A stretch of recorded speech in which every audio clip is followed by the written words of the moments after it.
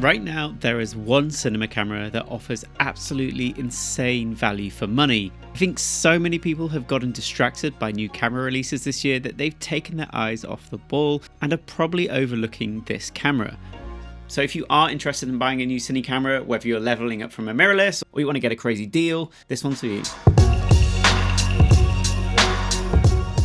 Right now, this camera is an absolute steal. You can get it for less than £2,000, although I would recommend getting the L-mount version, which is a little bit more expensive, but I'm sure over the next 6 months there are going to be crazier and crazier deals and discounts on this camera. So yes, if you haven't guessed it yet, this camera is the Blackmagic PYXIS 6K. Over the last year, I've gone from massive PYXIS skeptic to fully signed up user. That's persuaded me to leave my existing red Komodo on the shelf time and time again this year as I've gone out to shoot client projects. So in this video, I'm going to explore why that is, what this camera is like to use professionally, like some of the things I absolutely love about it, and also some of the things I don't love about it, and ultimately, you know, why I think the PYXIS 6K might be a better buy than the new 12K. So what was it about the PYXIS 6K that ultimately won me over? Well, obviously it's the image. I think it's the closest you can get to the ARRI look at this extremely low price point. It has great dynamic range, enough low light performance to handle most sensible shooting situations, and an optical low pass filter to smooth everything out. B-RAW is a fantastic codec to work with enough compression ratios to suit most productions, and the camera itself has some decent I/O that will cover you for most professional workflows. So I originally had the PYXIS 6K on loan from Blackmagic, and you know, I did my usual YouTube video testing. I just started to really love the image from it. I fell in love with the camera and I decided I wanted to own one. I do have a more technical review. In fact, I have a few videos out of the PYXIS that you can see on the channel. There'll be a playlist linked under this video. But cut a long story short, I really expected that the Komodo was going to smoke the PYXIS when I was doing those tests, and it absolutely didn't. They were very close. Keeping the red Komodo in mind, you know, even if you're buying a cheap used Komodo OG, I think the cost of rigging these two cameras up is significantly different, and the price even after rigging the PYXIS up is still going to come in a lot cheaper than something like the Komodo. And the fact that it has slightly better I/O, it has more functionality in terms of physical buttons, a side screen and stuff like that. So I think for a lot of people, the PYXIS 6K will be a better option. So I shoot mostly doc and interview based work, but I have also shot a bit of narrative work on this camera as well. And you know, this camera is incredibly versatile. It works incredibly well across those different types of production. Most of you will know I'm a long-term Lumix shooter, so it's great to have a cinema camera that's in the L-mount ecosystem. So on 2 camera shoots, I'll be using the PYXIS next to my Lumix mirrorless cameras like the S1 Mark II and S1R Mark II, and they just go really well together. Sometimes I even push the PYXIS into Vlog under the RAW tab to keep the color science consistent and to speed up the grading workflow. I think especially if you're doing corporate stuff or interview based stuff and the camera is mostly living on sticks, this camera is an absolute no-brainer. And I think the test of a true cinema camera is how it just allows you to monitor your image, check exposure, check focus, and just allows you to get on with your work.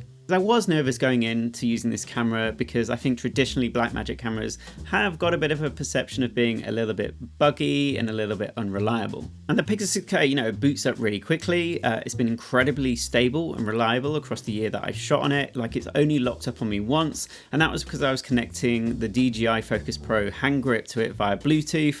And once I just disconnected that, I didn't get this issue again. But that's the only bug that I've had over the last year. So I don't really think there's anything at this price point, $2,000, £2,000, even cheaper if you pick one up used, that can give you this much image for that price. Something I really love on the PYXIS is its physical buttons and dials, and just what this means for interacting quickly with the camera and making your workflow when using it more efficient. It's something I really missed on the Komodo. It really has a lack of these physical buttons, and it has a really dodgy touchscreen as well. But the best bit is that a lot of these buttons are also very customizable. So you have the function buttons here, F1, 2, 3, and you can just pretty much map them to do whatever you want them to do. And the same on the accessories as well, will also come with their own function buttons that you can map either to be the same as the body or do their own thing. The menu systems on the PYXIS are also fantastic. I'd say they are just best in class. Very well thought out. I don't know why the other camera brands haven't really caught up with something like this yet, but very intuitive, very easy and quick to use, very responsive touchscreen. Again, surprising on a camera at this price point. It's not going to get in your way in the stress of a shoot day. Again, you can sort of swipe to clear the camera screen and swipe again to bring up your settings. And again, very easy just to interact to change settings. And you can use the dial or you can use touchscreen as well. The PYXIS doesn't have an HDMI port, but it does have an SDI port. Never been a problem for me. Most budget monitors now are available with SDI connections. But I think the cherry on top is definitely this. This is the PYXIS monitor. And I'd say that this is a must-have purchase. It just kind of completes the camera. It's very affordable as well, and you can buy it in a number of different packages. I just get it in the simplest mounting package, and if you need additional rigging, buy that yourself. But the cherry on top is that it just connects with a single USB cable. So it keeps your setup nice and clean, just plugs in at the front there, and you get both power and video feed onto the PYXIS monitor like that. And again, you can interact with the camera in all the same ways using this touchscreen as you can on the one on the actual camera. So you can trigger record, dial in your settings. The one downside about the PYXIS 6K is that you can't connect both the PYXIS monitor and the EVF to the back USB port at the same time, so you either have to use one or the other. On the PYXIS 12K, you can actually connect both at the same time. They have enabled this back port to facilitate that. Don't know why we can't do that on the PYXIS 6K, whether that's possible via firmware update. Something to bear in mind. It's a bit of a frustration because ideally I'd be running this camera with both those accessories, keep it nice and clean with just two cables, and have the benefit of both of those excellent accessories. One of the things that encouraged me to use the PYXIS more and more this year is just this sort of accessory ecosystem. The fact that it has such a great, affordable little 5-inch monitor that interfaces so quickly with the camera and easily, and has, you know, full camera control from the monitor. That just was something that I just really preferred over using, you know, a separately powered and SDI cabled monitor on my Komodo. I just loved having camera control at my fingertips on that monitor. Although the camera doesn't have internal NDs, there is a good solution for this. I have mostly been using the Mofage Poco PL adapter. I don't tend to use the drop-in VND on that because it has a bit of a warm cast, but I love the drop-in hard stop NDs that thing has. And this thing is pretty much glued to my camera these days. It's a must-have accessory, and I'll have a link to it down in the description. The fact that the camera also has 2 card slots is a massive plus for me over a Komodo. I'm just old school. I like that redundancy. And it's something that always made me just a little bit nervous when I was on my Komodo, the fact that I didn't have that dual card redundancy. Prices of cards are going down all the time. These days I use 2 1TB cards from Angelbird, and that's all I've ever needed. They just stay in the camera and come out when I need to transfer media, and I've never needed any more cards than that. I've got a whole video associated with rigging the PYXIS and different builds, as well as covering costs in my main review video. But in short, you can definitely rig this camera up and get it shoot ready for less than $1,000. I've had little baby builds where it's very stripped back, where I've gone out shooting on my own to capture content for YouTube. So maybe just a BPU battery, an L-mount lens, and a top handle with the PYXIS monitor. And then for professional builds, you know, I've rigged it up. I've got a great cage from XLCS that adds a bit of chunk to the camera. I mount V-mount batteries, transmitters, audio, all that sort of stuff. It's up to you how you want to rig it out. And, you know, even over time, you can build it up depending on your budget.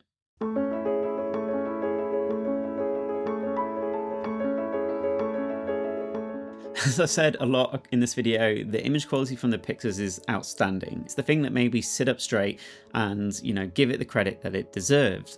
Working with the image in post is also a great experience. You know, I'm someone who comes from working with Red Raw or Panasonic Vlog, and I don't feel like my workflow had to change or I was having to work the footage any more than when I was with either of those other color profiles. I just want to show you how easy it is to grade the PYXIS footage. So we're in Resolve. This is a shot from my recent Vespa 2 review. And you can see here the node structure is so simple. So we're just going to turn it all off and I'll go through it one by one just to show you what we're doing. Here under the RAW tab, you can see all the RAW settings. We're at the low native ISO of 400, daylight balance, slight tint. And I've just pulled the exposure down just a fraction using that exposure slider. And here we go, we just got a simple color space transform. You can see a nice Rec 7 and 9 image. Again, already looking good. You could just bounce it off the back of that if you wanted to. I would maybe just bring it up a little bit and fix some of that skin tone. But what I've done here is I've pushed it into Cineon log. Obviously you can do that in one color space transform. I've just split it out here so you can see what's going on. And then I've added the DaVinci Resolve film LUT. So this is the Fujifilm one. Comes through Resolve. Again, really simple, really quick to do. I always find it's a little bit too blue, so then I've just pulled out some of that blue, and then just a little tweak, I've just increased the color density of the scarf. And you know, maybe for some people that's too much, you can sort of tweak it, saturation of that to your taste. And that's it, that's the finished shot. Took about 5 minutes probably to get this grade going. And it's a grade that, you know, just works across all of the shots in this review. So I want to show you one other quick example. So this is from a client job. This is an interview frame that we shot in open gates. Again, captured in 8:1 RAW. You can see the back windows are quite bright and distracting. So I just put a power window over each of them to bring the exposure down, to make them a little bit less distracting. Again, the windows weren't clips or anything, so very easy to do that. A few exposure, white balance and contrast tweaks. I've got a bloom node, which is basically just the glow effects, and then also a color density node that's just pushing slightly denser colors.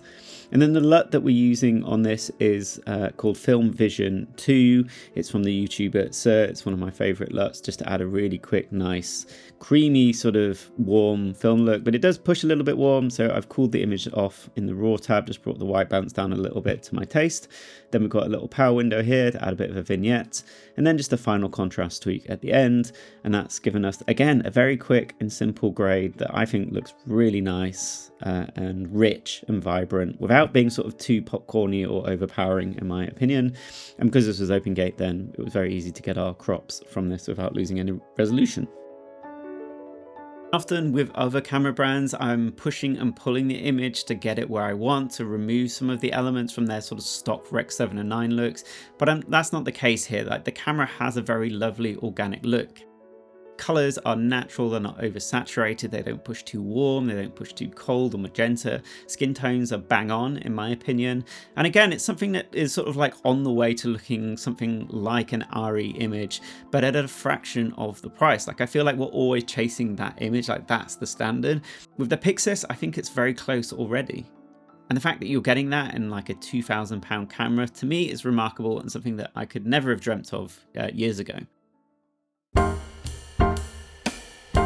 And probably the only thing you have to watch out for is noise, but I don't think the PYXIS is remarkable or different in any sense in terms of it being a cinema camera and, you know, having to light your images properly. It's just, if you're coming from like a mirrorless background or camera like the FX3 or even some of the Panasonics, which have great low light performance and high ISO low light performance, you're not really going to find that same behavior here, which you would expect because this is a cinema camera.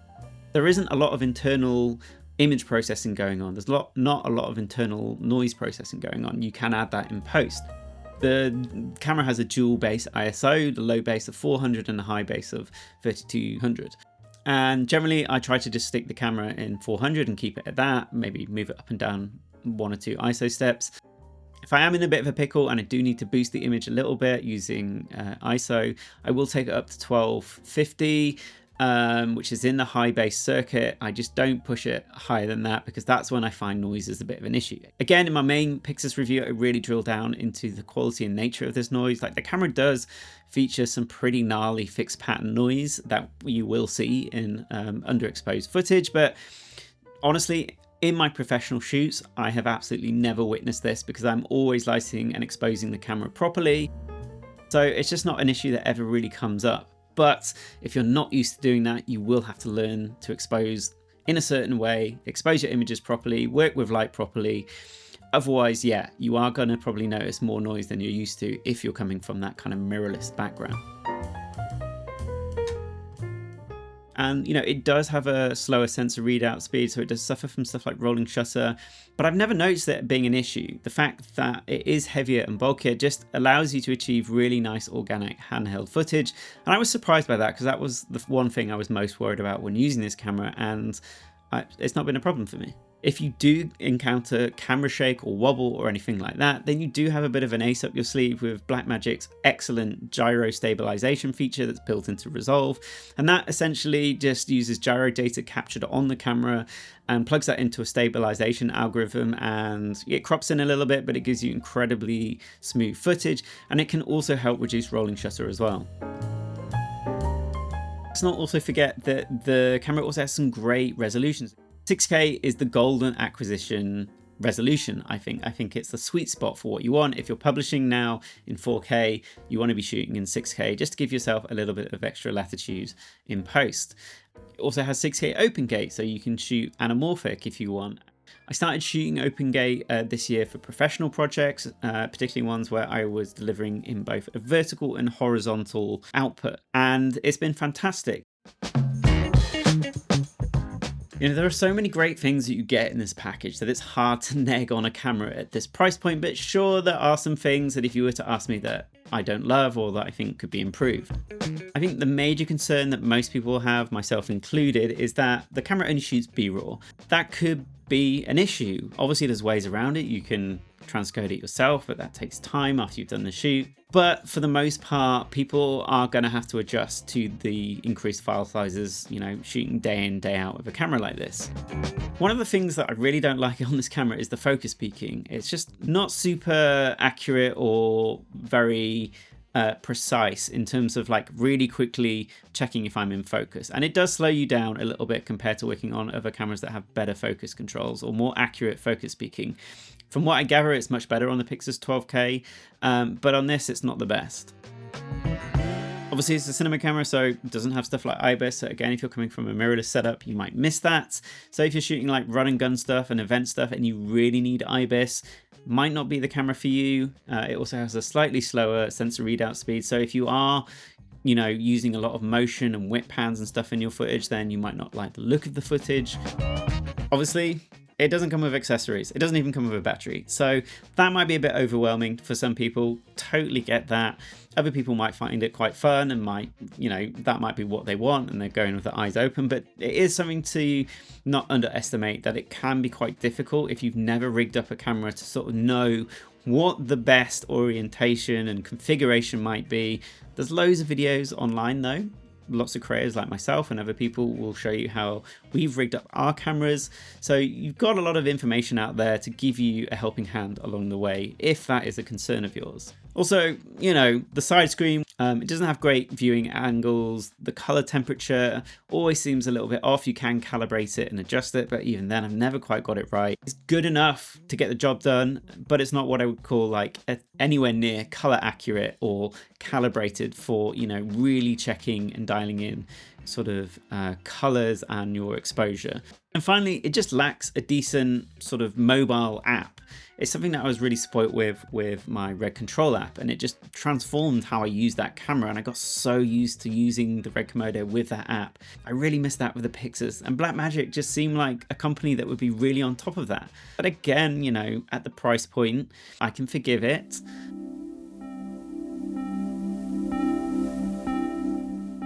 So why do I think it's better off buying an older camera like the PYXIS 6K than the new shiny thing that is the PYXIS 12K? Well, the obvious reason is that it's so much cheaper. And I think the price differential, like yes, obviously the PYXIS 12K is a better camera, it can do more things. If you are on a tight budget and, you know, extending to that 12K is really going to stretch you or overstretch you, will it really make a material difference to your project? I suspect the answer would be no. If you know what you're doing and you know how to light and shoot, you can capture absolutely stunning images with a camera at an incredible price point. It offers incredible value for money. You're not paying the shiny new tech premium. You're not having to put up with whatever potential bugs or firmware updates or missing features that new cameras come with. This camera's been around for a while. Lots of people have used it. It's had a year's worth of firmware updates. It's just a much more mature camera, and it has been continually discounted over its lifespan that it's been out. And because of the nature of something like the 12K, then it also comes with additional costs as well. It's more power hungry, you need more batteries, you need more powerful batteries. You're most likely going to be shooting in high resolutions. That means more media, more memory cards, and then also on the computer side, that's going to be more hard drives. If you're color grading high resolution footage, it's probably also going to require a faster processor, faster graphics card. All of these things you do need to consider. If you need the resolution, it's a no-brainer.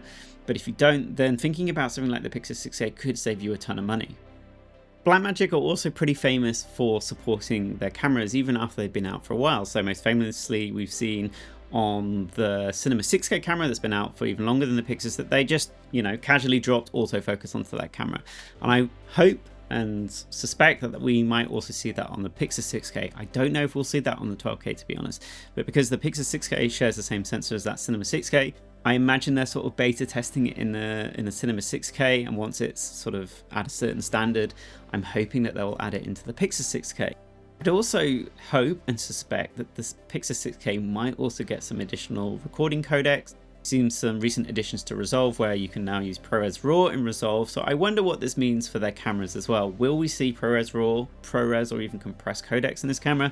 I don't know, but I wouldn't put it past Blackmagic for casually dropping this in as an update, in the coming year. So yes, if you couldn't tell, I truly believe that the PYXIS 6K is the best cinema camera that you can buy for the money right now. And honestly, unless something crazy happens in the market, I can't really see that changing anytime soon. And when new cameras come out, it's not like the PYXIS 6K suddenly becomes obsolete. It's not like it suddenly becomes trash. Yes, new cameras might come out and they might raise the bar slightly, but they don't make older cameras non-functional. Like we shot a project on the 6K last week. It looks fantastic. It looks beautiful. And it's a camera I'm going to continue to use into next year as well. I think you can get a really cheap, simple shooting setup on the PYXIS 6K for around $3,000 to $4,000, £4,000. That's still cheaper than an FX3. That's still cheaper than a Canon mirrorless. It's cheaper than an FX6. It's cheaper than the PYXIS 12K, cheaper than a C80, Komodo X, even probably a Komodo OG. What we're talking about here is best value camera. I think the PYXIS 6K just offers a little bit more value for money than the Red Komodo. They're both fantastic cameras. We're not saying one is better than the other. We're saying in terms of pricing, what you get for your money, I think the PYXIS 6K is a better deal for most people. When I first got my Red Komodo a few years back, the original outlay for that was between £10,000 to £11,000 to buy the camera, the batteries, the media, all of that stuff. Now, if we look at the PYXIS, I probably spent around 4K on this camera. Like, that price differential is crazy, and I don't feel there's that sort of massive 6K chasm in between those two cameras when it comes to quality. And if you are starting out, those savings really matter. It's going to allow you to buy those extra accessories, audio, lighting, lenses, whatever you need to get yourself going. Like, the cost of cameras now has really fallen, and there really is no excuse. The camera is not the thing stopping you from making good work these days. If you are thinking of picking up a PYXIS 6K, let me know what you think about this camera down below in the comments. If you have any questions that I've not answered in this video, anything you need to know before you make that purchase, just drop them down in the comments down below and I'll try and answer them the best I can. But that's it. Obviously, my name's Ed. Thanks for watching. Thank you for checking out all my content, and I'll see you in the next one. See ya.